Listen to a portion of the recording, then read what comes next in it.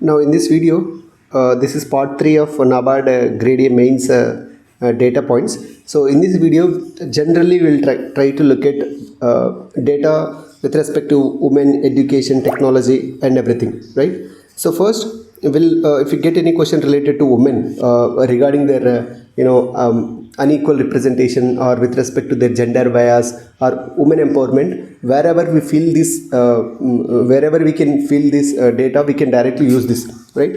So when we look at the women representation in political spheres, presently 18th Lok Sabha is going on. In 18th Lok Sabha, women representation is only 13.6%, and in 17th Lok Sabha it used to be 14.4%. Generally, if you look at the population share of women, more or less they are about 50%, but their representation in Lok Sabha was only 14%, around 14% only. So it has to be improved to empower women. If you are talking about women empowerment, it has to be start from parliament to, and it should go till panchayat raj institutions. Till that level, the representation of women should be more.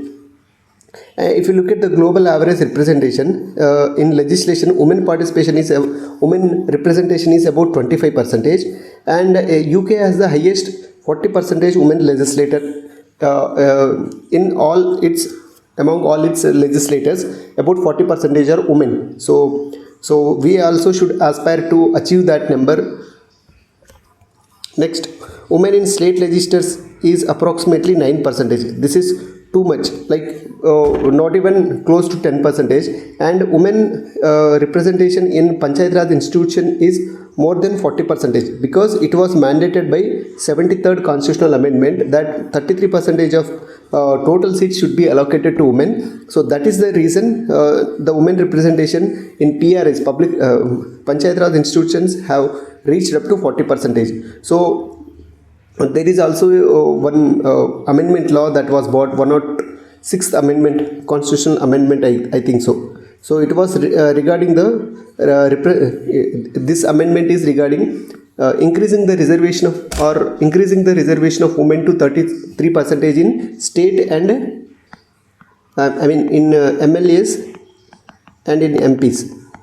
So it was still in under consideration. So once the delimitation is confirmed, then the parliament may amend this particular law, and it may increase the percentage of women representation in the MLAs and MPs.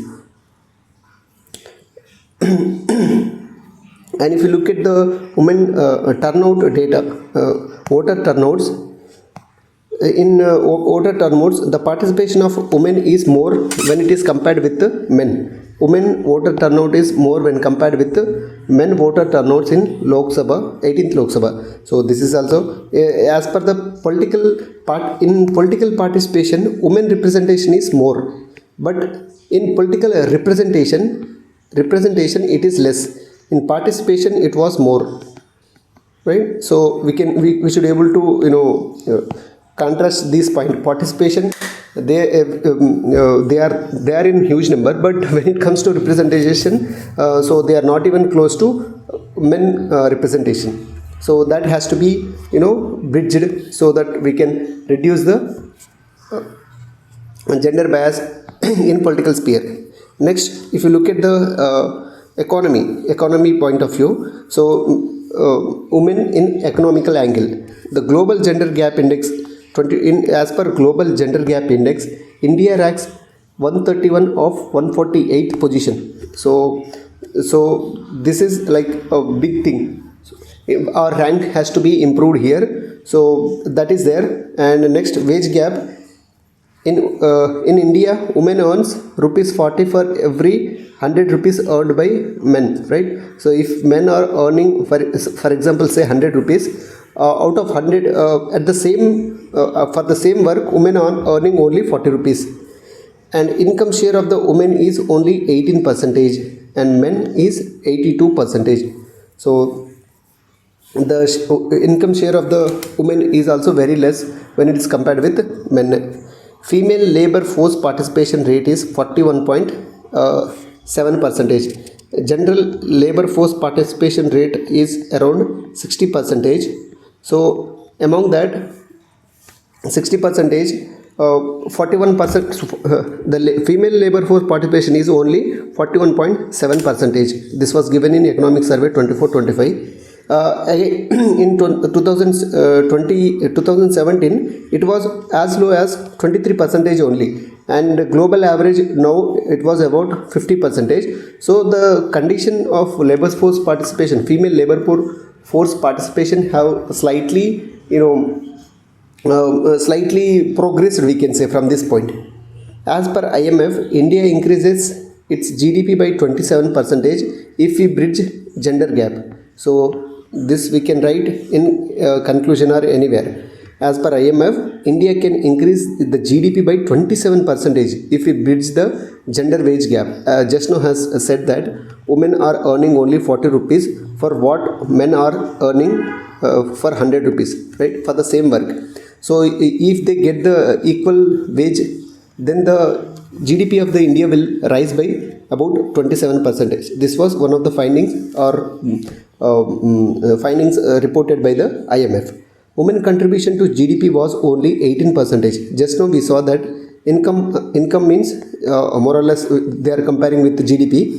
So their contribution is only 18 percentage, whereas men contribution to the GDP or income is 82 percentage, whereas global average it was 45 percentage. When population share is about 50 percentage, this has to be near to 50 percentage, right? So but it was only 18 percentage. And as per global gender gap report 2024, we just now saw that our rank is 131 of 148. It would take 134 years at current pace to achieve gender parity. So it means we are moving, the initiation taken by the government are not that effective to achieve this gender parity. It will take nearly 135 years of time with the current pace we are moving to achieve the gender parity. Financial availability for women. 80% of women-run enterprises are self-financed. Women owns only 2% of total assets, right? So this is unofficial data, but the women, the asset which are registered in the name of women are very less. That is what we are trying to say here. Unpaid work. If you look at the unpaid work, if men are working 1 in 4 hours unpaid, men are working 1 in 4 hours as unpaid, women are working 2 in 3 hours are unpaid, right? So it means about, how can I say this, about 25% of men working is unpaid, but when it comes to women, it was 66.61%. Women work was unpaid, right? So it means unpaid in the sense, so men are doing something related to family, for example, say getting groceries or fixing plumber job or any other sort of jobs. So in that case, men are doing only 20, whatever the work men are doing, among that 25% of the work only unpaid. But when it comes to women, it was 66% because they do cooking, they do cleaning, whatnot, right? So that is there as a wage gap, or this we are talking in terms of economy, right? So we can write all these points. Women in SG self-help groups. 90% of self-help groups are all women. 10 crore women households are mobilized in 90 lakh SHGs. Women at board level. If you look at this point, women at board level, women held only 28.7% in board of directors. So this is also one unofficial data, we can say, right? But it is still important. Glass ceiling effect is there in women. When we write about any women empowerment, we can use this term, saying glass ceiling effect means women are not able to rise above certain positions in any company. Women in STEM means science, technology, engineering and mathematics. Women graduates in STEM are only 43%, but only 14% of STEM jobs are done by women, right? So they are also their participation is also unequal in terms of STEM, science, technology, engineering and mathematical jobs, right? So this is all about the data related to the women. First we have seen the women data related to political angle, like 18 percentage, 18th Lok Sabha, only about 14 percentage of representation were given to women, and it was as low as 9 percentage in state legislative assembly. But the situation was quite good when we are taking with respect to comparing with respect to PRIs, because of 73rd Constitutional Amendment Act.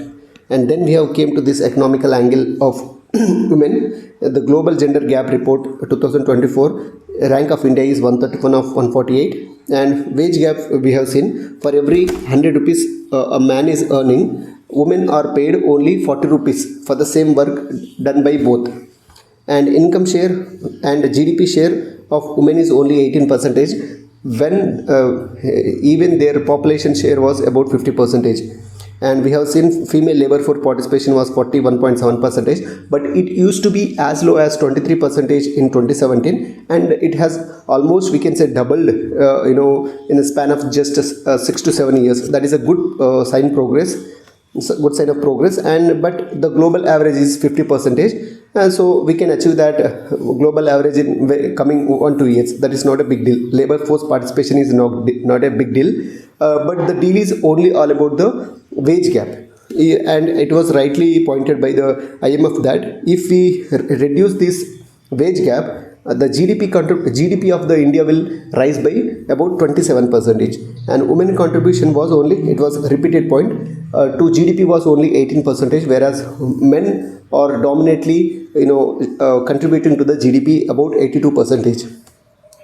And if you look at the current pace of initiations that are taken by the government to achieve this gender parity, it will take as long as 135 years to achieve this gender parity.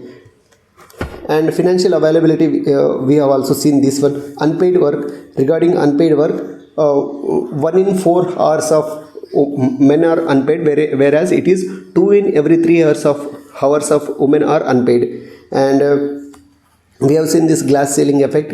Only 27.8 percentage, 28.7 percentage of women in board levels are there as directors, not beyond that one. And STEM, their participation in STEM related education was 43 percentage, but the jobs which are done by women in STEM jobs was as low as 14 percentage. So this is about the economical angle of women. Next we'll see the demography.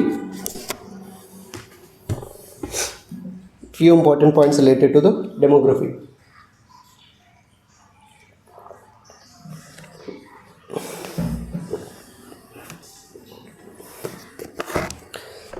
So sex ratio was 1020. Sex ratio refers to number of females to number of males. That is 1020 as per National Family Health Survey to 5/1920. Child sex ratio was 929. So previously it used to be 919. Now it has increased to 929. And the median age of women in India is 28 years. If you look at the education point of women literacy is 65 percentage, whereas men literacy was around 80 percentage, right? And men literacy was about 82 percentage. The overall literacy of India is 74 percentage. Globally, as per UN, 13 girls are out of school. Just to remember this thing, right? Next, health of women. 1 in 2 women are anemic. Anemia is very common these days. It is due to the deficiency of hemoglobin in blood. So TFR, total fertility rate, it means during her life period, how many number of births a woman can give is TFR. It was 1.9, and in this TFR also there is a contrast between North India and South India, right? So that will be a complete different debate, but just for timing and saying that. So the TFR of India was 1.9, and maternity mortality rate, it means number of women or mother death during their deliveries. per 1 lakh population. For 1 lakh population, how many mothers are losing their life while giving birth is maternally mortality rate. It was calculated for 1 lakh deliveries. So it was as low as 47. It was brought down from 91 to 47, right?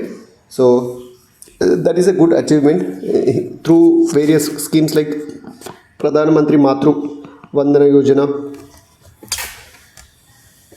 and other state-centric schemes have helped in getting this maternity mortality rate from 91 to 47. So this is one state-wise examples also I would like to point out here. In Telangana, there is one scheme called what is the name of the scheme? KCR kit. KCR kit was there, one scheme, and what is one more scheme? Some Lakshmi name was there. I forgot.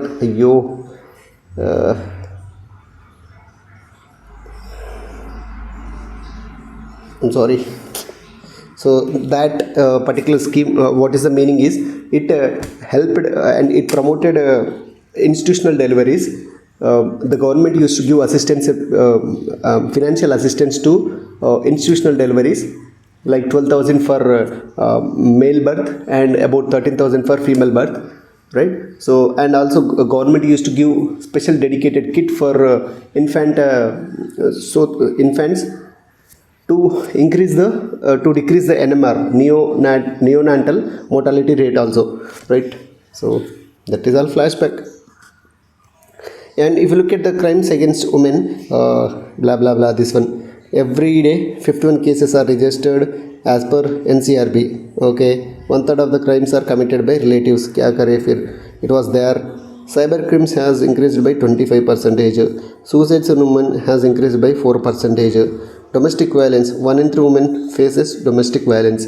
So this is the facts and data regarding the crimes against women. And if we have already, now this is education as general.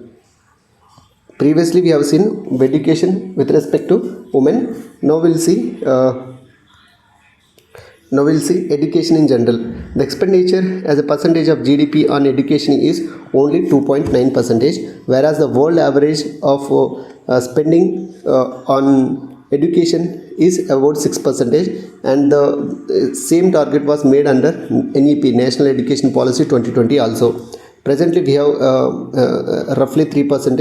It has to be doubled by 25-26 maybe.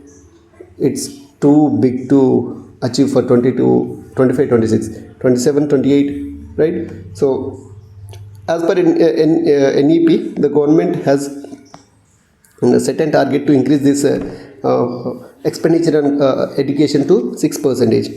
25 crore children go to school every day with gross enrollment ratio more than 98%, right? So it means like about 20% of total Indian population is children, right? And they are going to school.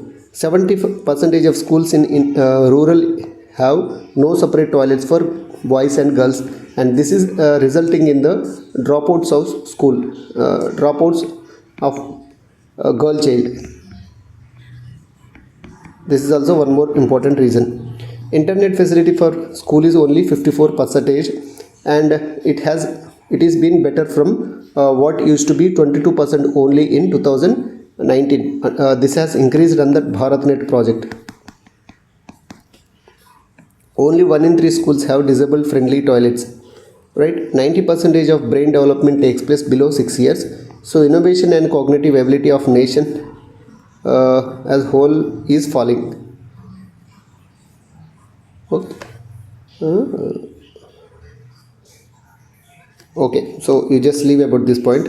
Some data is missing here. So if you look at the gross enrollment ratio at higher education, it was only 28%. If you look at the gross enrollment ratio at school education, it was as high as 98%. But that GER, this is at school.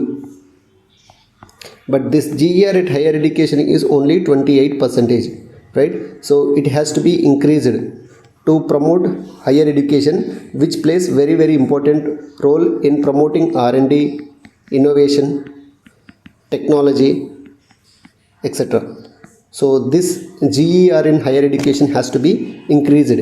India has world's second largest higher education system. Expenditure as a percentage of GDP is only 1%. No, it was 2.9%. You have just now seen this. The education expenditure as a percentage of GDP is only 2.9%. It was mandated to increase to 6% by National Education Policy 2020. So now if you look at a few pain points with respect to education, none of Indian university is ranked in top 100 QS World Rankings. Too bad. As per Indian Graduate Skill Index, only 42% of graduates are employable. Right? As per ASER report, 75% of third class students could not read second class books. So these are the pain points related to the education. One is with respect to the skill we have seen, one is with respect to the ranking, and one is with respect to the cognitive abilities of third class students. About 75% of them are couldn't able to read their previous class books. So this is general data regarding education. So okay, in next video I'll try to come up with a few other important data points. Thank you.